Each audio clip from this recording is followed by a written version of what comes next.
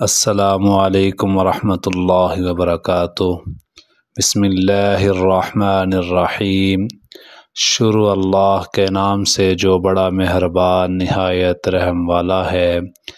فرمان مصطفیٰ صلی اللہ تعالی علیہ وآلہ وسلم، جس نے ایک دن کا روزہ اللہ عز و جل کی رضا حاصل کرنے کے لیے رکھا، اللہ عز و جل اسے جہنم سے اتنا دور کر دے گا جتنا کہ ایک کوا جو اپنے بچپن سے اڑنا شروع کرے یہاں تک کہ بوڑھا ہو کر مر جائے۔